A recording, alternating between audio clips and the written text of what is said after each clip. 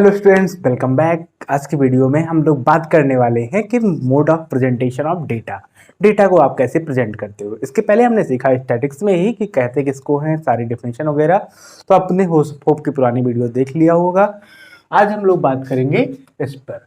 तो तीन तरीके से डेटा को रिप्रेजेंट करते हैं। पहला तरीका है आपका टेक्सचुअल रिप्रेजेंटेशन, दूसरा तरीका है टेबुलर प्रेजेंटेशन, तीसरा तरीका है डायग्रामेटिक रिप्रेजेंटेशन।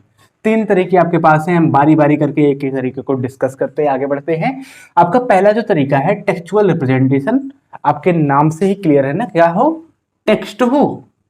टेक्स्ट हो मीन्स जैसे सारी बातें पूरा कहानी फॉर्मेट में लिखी गई हैं।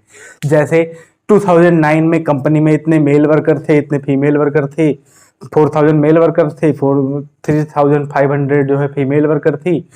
उसमें से इतने लोग काम के थे, इतने लोग काम के नहीं थे। 2010 में जो है कुछ लोगों को रिटायर कर दिया, कुछ नई भर्तियां हुई।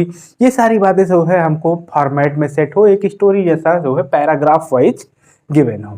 2009 में क्या हाल था, 2010 में क्या हाल था, जैसे हम लोग अपनी बातचीत की भाषा में बताते हैं, उस फॉर्मेट में जब आपका डेटा रिप्रेजेंट हो तो आप उसको बोलते हो टेक्सचुअल रिप्रेजेंटेशन।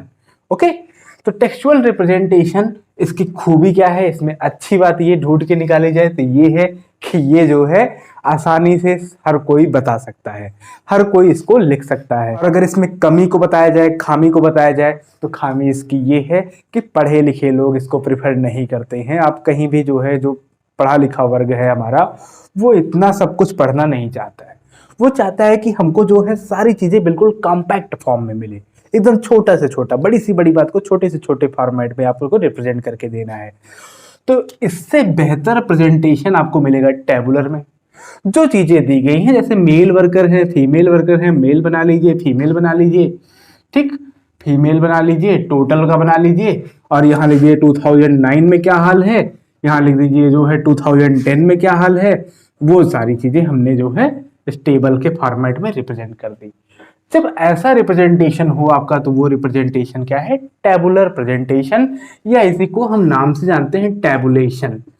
तो हालांकि ये बेहतर तो है इससे, टेक्सचुअल रिप्रेजेंटेशन से, टैबुलेशन, टैबुलेशन, ओके, टेक्सचुअल से तो बेहतर है, but diagrammatic is the most preferred way of representation of data.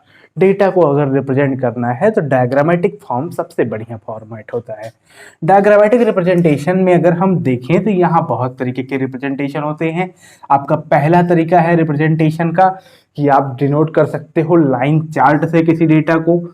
दूसरा तरीका है आपका रिप्रेजेंटेशन का, लाइन चार्ट को ही आप हिस्टोग्राम लैंग्वेज भी यूज की जाती है, हिस्टोग्राम से।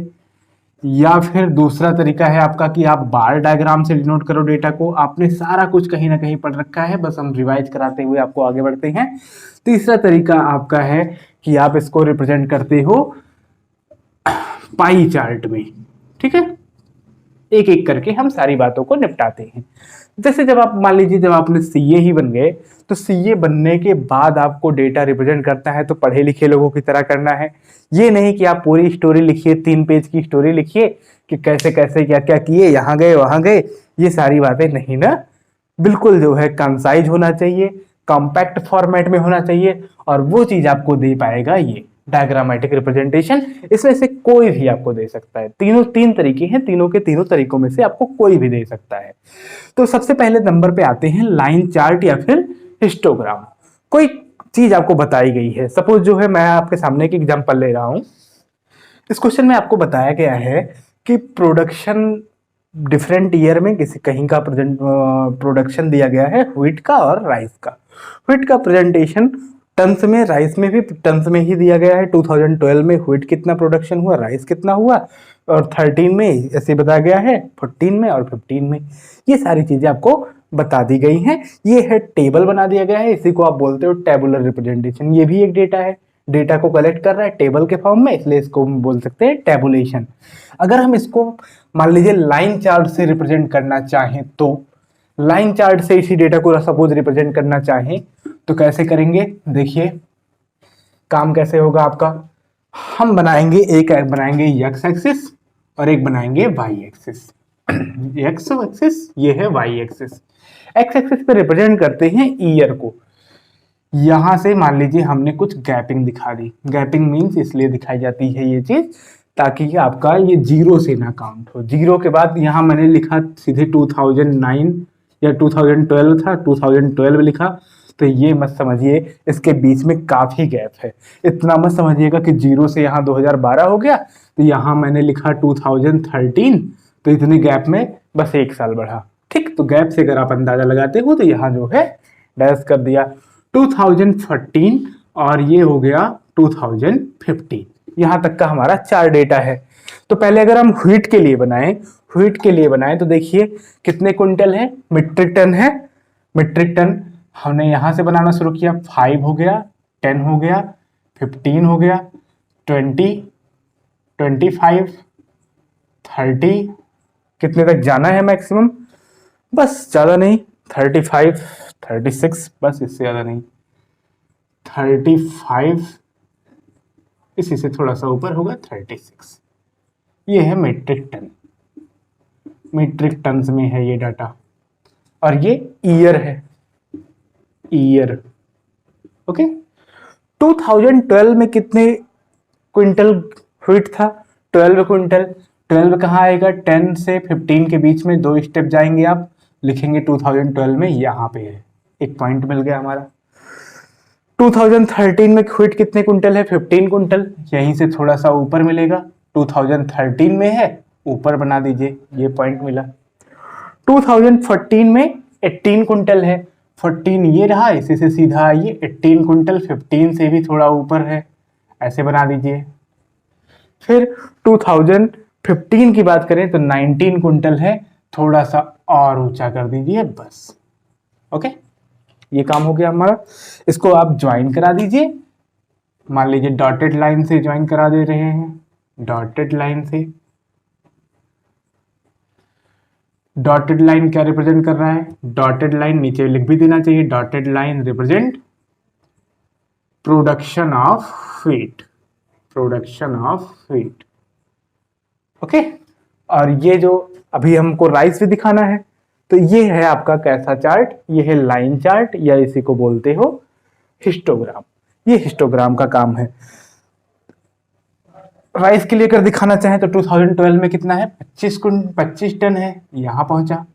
2013 में 30 टन हो जाता है, यहां पहुंचा। 2014 में 32 टन हो जाता है, जरा सा बस ऊपर हुआ। 2015 में 36 टन हो जाता है, यहां पहुंचा। इसको हमने ज्वाइन करा दिया और ये कुछ इस तरीके से मिल गया। इसको हम बोलेंगे full line represent production of rice, production of rice. आई बात समझ में? तो इस तरीके से हम बनाते हैं अगर हमको हिस्टोग्राम बनाना है या फिर लाइन चार्ट। कोई भी देखते ही समझ जाएगा यहाँ मीट्रिक टन में लिखा गया है, ये ईयर की बात है। राइस और व्हीट को दिखाना गया है, यहाँ हमने लिख दिया है, और देखते ही समझ जाएगा कि 2013 में कितना राइस हुआ है, 30 कुंटल, 30 टन हुआ है। 2015 में कितना राइस हुआ है, देखते ही बता देगा 36 टन हुआ है। ठीक, तो ये रिप्रेजेंटेशन ज्यादा बेहतर है इन कंपैरिजन टू दिस, क्योंकि यहाँ हमको सारा डेटा पढ़ना पड़ेगा। यहाँ जिसकी जरूरत हो सीधे सीधे देख लीजिए, आपको सारी चीजें बिल्कुल और भी आसान तरीके से आपके सामने हाजिर है। ठीक है, अब आगे बात करते हैं। इसी में जो है दूसरा टाइप था आपका रिप्रेजेंटेशन का, वो था बार डायग्राम। बार डायग्राम से कैसे रिप्रेजेंट करोगे आप, इसी का मान लीजिए हमने सोचा कि बार डायग्राम बना लेते हैं। ठीक, यहां से थोड़ा सा हमने ऐसे कर दिया, कर्ल कर दिया, ये पता चला कि यह 2012 है, 2012, ये है 2014, फिर मान लीजिए यहाँ कहीं है 2013 पहले होगा, तब 14, फिर 2015। ये चीज हमने रिप्रेजेंट की। इस पर हमने रिप्रेजेंट कर दिया 5, 10 क्विंटल टन को, 15, 20, 25, 30, 35 और जो भी रहेगा आगे ऐसे बढ़ता रहेगा। ठीक है, आपको बार डायग्राम बनाना है। बार नोटेशन बनाने के लिए आपको 2012 में कितना है, 2012 में अगर व्हीट देखते हैं आप तो है 12 कुंटल, व्हीट देखते हैं तो आपको मिलेगा 12 कुंटल। तो यहाँ तक कहीं आएगा, 10 से ऊपर तक ऐसे करके छोड़ दीजिए। ठीक, 2014 में व्हीट कितना है, 2014 में व्हीट कितना है, 2014 की अगर बात कीजिए 13 की, तो व्हीट है 15 क्विंटल। 15 क्विंटल 2014 से 13 से ऐसे उठाइए और यहां से मिला दीजिए, 15 क्विंटल हो गया। 2014 में 18 क्विंटल है, 18 क्विंटल तक पहुंचाइए इसको थोड़ा सा, और 15 से 20 के साथ कहीं आएगा 2014। ठीक, ग्राफ पेपर पे आपका अच्छे से बना होगा। 2015 में 19 क्विंटल है, 19 क्विंटल तक बना दीजिए, 20 से थोड़ा सा कम। ठीक है, ये आपको रिप्रेजेंट कर दिया गया है क्या, प्रोडक्शन ऑफ व्हीट। ये क्या है, बार डायग्राम है, बार डायग्राम। और ये क्या है, हिस्टोग्राम है, हिस्टोग्राम या फिर लाइन चार्ट, लाइन चार्ट। ठीक, ये रिप्रेजेंटेशन है आपका डेटा का, जो आप डायग्रामेटिक फॉर्मेट में रिप्रेजेंट करते हो। बार नोटेशन को इस तरीके से डिनोट करते हैं और इसको लाइन चार्ट को या फिर हिस्टोग्राम को इस तरीके से काम करते हैं। इसी में आपको राइस भी दिखाना है, अगर इसी में राइस भी दिखाना है तो हम कोई और कलर लेंगे या फिर किसी और तरीके से रिप्रेजेंट करेंगे। इसको हमको थोड़ा पतला बनाना चाहिए, और अगर हम राइस को भी इसी में दिखाना चाहते हैं तो इसी के साथ जोड़िए। 12 कुंटल तो व्हीट है, तो राइस कितना है, राइस है आपका 25 कुंटल, 25 यहां तक आएगा, इसलिए इसको ऐसे ज्वाइन कर दिया। ठीक, मान लीजिए हमने राइस को ऐसे कलर कर दिया, शेडेड कर दिया। ठीक, आपको दोनों को एक साथ रिप्रेजेंट करना है, बार डायग्राम से दोनों को साथ भी रिप्रेजेंट कर सकते हैं। दोनों को साथ में रिप्रेजेंट करना है। व्हीट है 15 क्विंटल, 15 टन, और राइस है 30 टन। व्हीट है 15 टन, इसको थोड़ा सा हमने और जगह देने के लिए इस तरीके से बना दिया, और इसमें राइस कितना है, 30 टन। 30 यहाँ पे है, यहाँ से ज्वाइन कर दिया, कुल मिला के ऐसे। राइस को ही कलर किया था तो यहाँ भी मैं राइस को ही कलर कर रहा हूँ। ये हमने बार नोटेशन से इसको भी दिखा दिया। यह 14 में क्या है, 18 टन्स आपके व्हीट है और 32 टन्स आपका क्या है, राइस है। तो 18 टन्स, 18 टन आपका व्हीट हो गया, और राइस कितना है, 32 टन। 32 तक पहुंचा दीजिए, इससे थोड़ा सा ज्यादा, ये रहा, यहां से यहां मिला दिया, ये हो गया आपका राइस 2014 में। 2015 में भी बिल्कुल इसी तरह से। तो ऐसे हम रिप्रेजेंट कर सकते हैं बार डायग्राम से या फिर लाइन डायग्राम, हिस्टोग्राम वगैरह से किसी डेटा को। अब अगले नंबर पे चलते हैं, हमको रिप्रेजेंट करना है पाई चार्ट से किसी डेटा को। एक एग्जांपल लेते हैं, आपको क्लियरिटी देते हैं थोड़ी सी। देखिए, पाई चार्ट को जानने से पहले इस क्वेश्चन को जरा देखिए। एक अप्रोप्रिएट डायग्राम बनाना है इसको रिप्रेजेंट करने के लिए। मूड बन गया है कि हम इसके लिए बनाएंगे pie chart.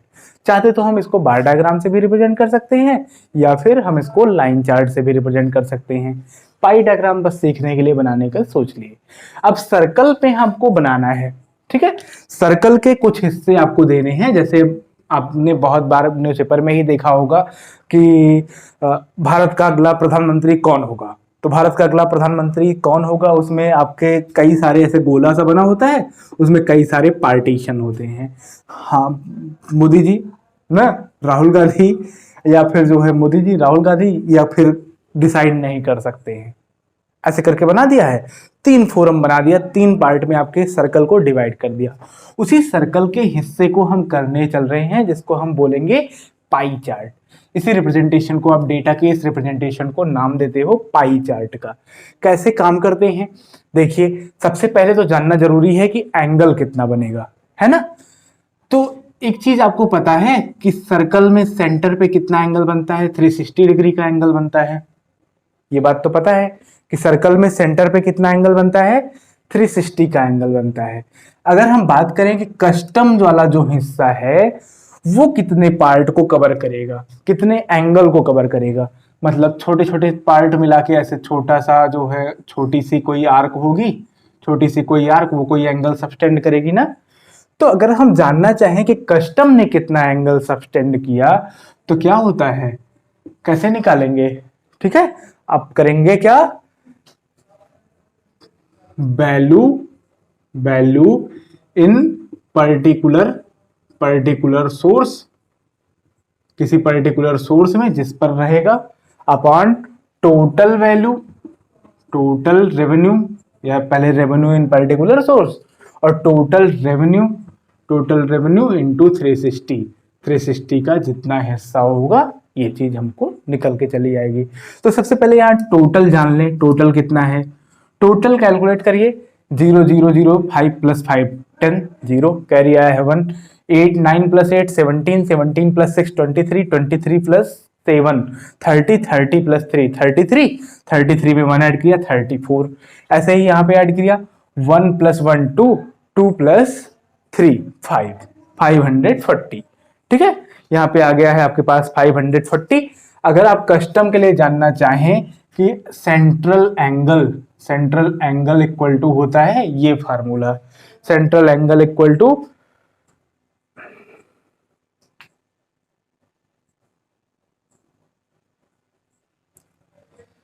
Value of source upon total, value of source upon total into 360, ये चीज हम करने वाले हैं।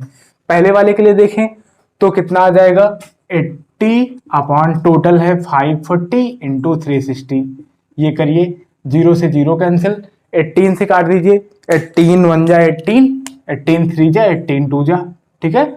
अब देखिए 3 से 82 जा 160, 160 में 3 से डिवाइड करिए, 160 में 3 से डिवाइड करेंगे तो आपको मिलेगा अप्रॉक्स में 53 डिग्री, अप्रॉक्स, एग्जैक्टली वैल्यू निकालने का उतना हम मेजरमेंट कैसे करेंगे ना।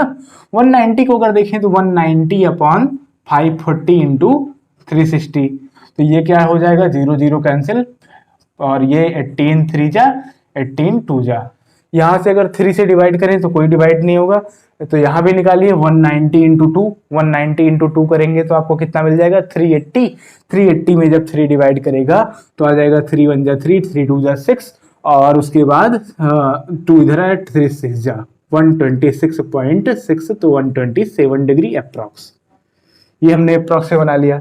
160 के लिए बनाए तो बस यहाँ पे रख देंगे 160 2/3, 160 इंटू 2/3, अभी 160 अपॉन 3 आया था तो आया था 53, और उसमें 2 से मल्टीप्लाई कर दीजिए, तो 53 इंटू 2 करेंगे तो आ जाएगा 106 डिग्री अप्रॉक्स में। ये भी 75 इंटू 2/3, 75 को अगर कट करेंगे 3 से तो आ जाएगा 25 2 जा 50 डिग्री, इसके लिए बन जाएगा। 35 के लिए अगर बनाएंगे तो 35 इंटू 2/3, 35 2 जा 70, और 70/3 करूंगा तो आपको क्या मिलेगा, 23 डिग्री अप्रॉक्स, ठीक। ये सारी वैल्यूज क्या है, मोस्टली अप्रॉक्स में ही है। अब अगर हम एक सर्कल बनाते हैं, सर्कल को डेवलप करते हैं, सर्कल को डेवलप किया पूरा बड़ा सा, ठीक, इसमें बहुत सारे हिस्से होंगे। पहले तो कस्टम का पार्ट कितना है, कस्टम का पार्टीशन है 53 डिग्री मान लीजिए मेजर किया और इतना लगा दिया, ये एंगल हो गया, ये हो गया क्या, कस्टम का हिस्सा। चलिए छोड़िए, दूसरे नंबर पे आ जाइए, एक साइज का कितना है 127 डिग्री, थोड़ा सा इससे बड़ा रहता है, बड़ा है, इसको कर दीजिए, एक साइज हो गया ये ना। तीसरे नंबर पे आपका है 106 डिग्री इनकम टैक्स का हिस्सा है, 106 डिग्री कर दीजिए। बाकी जो है कारपोरेट का कितना है 50 डिग्री आप कारपोरेट का कर दीजिए। जो बचा आपका वो क्या हो गया, बचा वाला हिस्सा वही जो है 23 डिग्री, जो कि मिसलेनियस में है, कई जगहों पे मिला के खर्च हो रहा है। रिप्रेजेंट कैसे करेंगे, कैसे जानेंगे, इसको देख के ऐसे रिप्रेजेंट करेंगे। कुछ अलग अलग सिंबल बना दीजिए, मान लीजिए हमने डैश डैश डैश बना डाला है, ठीक है, तमाम डैश से इसको फिल कर दिया। ये इसको जो है हमने एरो बना डाला है, एरो से फिल कर दिया, ठीक, एरो बना डाला है यहाँ पे। और फिर यहाँ पे हमने जो है इनकम टैक्स के लिए जो 106 डिग्री था वहां हमने क्या किया, वहां हमने छोटे छोटे सर्कल बना डाले हैं, ऐसे गोला गोला करके बना डालिए, कुछ एक रिप्रेजेंटेशन है अपना। जिस तरीके से भी आपका मन करे, आपका अपनी क्रिएटिविटी दिखाने के लिए जैसे मन करे वैसे कर दीजिए। कलर की व्यवस्था अवेलेबल नहीं होती है हमारे पास पेपर में, वहां पे तो हम कलर नहीं लगा रहे हैं, तो इसका मतलब कुछ सिंबल तो आपको दिखाना ही पड़ेगा, अदरवाइज आप बोलोगे कि ये कलर कुछ कोई चीज है। ठीक है, यहाँ पे मान लीजिए जो है हमने इसको बता दिया, जो है ऐसे कुछ स्क्वायर टाइप का करके दिखा दिया, इसमें छोटे छोटे बना दिए ना, स्क्वायर्स बना दिए, ये सारी बातें अलग से करके बता दीजिए। ये क्या रिप्रेजेंट कर रहा है, ये रिप्रेजेंट कर रहा है किसको, रिप्रेजेंट कर रहा है ये एक्साइज को, एक्साइज, और जो है एक्साइज। अगर बात करें डैश को, तो डैश क्या रिप्रेजेंट कर रहा है, डैश रिप्रेजेंट कर रहा है कस्टम को। ठीक, बात करें आपका जो है सर्कल, सर्कुलर पार्ट किसको रिप्रेजेंट कर रहा है, तो सर्कुलर पार्ट आपका रिप्रेजेंट कर रहा है इनकम टैक्स को, इनकम टैक्स को। ठीक है, ऐसे ही आपका जो है ये स्क्वायर वाला पोर्शन है, रेक्टेंगुलर पोर्शन जो है वो किसको रिप्रेजेंट कर रहा है, कारपोरेट टैक्स को, कारपोरेट टैक्स। ठीक है, इसको रिप्रेजेंट कर रहा है। अगर बात और करें मिसलेनियस की, तो कुछ नहीं लिखा के लगा दीजिए क्या, मिसलेनियस, कुछ मत लिखिए, लिख दीजिए मिसलेनियस। वहां हमने कुछ कलर ही नहीं डाला, कोई नोटेशन ही नहीं डाला, तो हम समझ जाएंगे कि ये क्या है, मिसलेनियस का पोर्शन है। तो ये इतने सारे रिप्रेजेंटेशन के तरीके हैं, जो सूटेबल पड़ता है, जिस तरीके से सबसे अच्छा लगता है उसी तरीके से करते हैं। पूछा जाता है जो आपसे, वो पूछा जाता है कि कौन सा जो है अप्रोप्रिएट फॉर्म है, आपको प्रेफर करना होगा तो आप किसको करोगे, तो आप डायग्रामेटिक मेथड को प्रेफर करोगे। डायग्रामेटिक में से कुछ भी होगा, सारी चीजें जो है इजी हैं, आसान है। इसके बाद जो हमको टॉपिक पढ़ना है वो टॉपिक है आपका फ्रीक्वेंसी डिस्ट्रीब्यूशन। ठीक, फ्रीक्वेंसी डिस्ट्रीब्यूशन को हम जानते हैं, धीरे धीरे फिर बातें आपकी खत्म होती हैं। ठीक, तब तक के लिए शानदार रहिए, मस्त रहिए, धन्यवाद।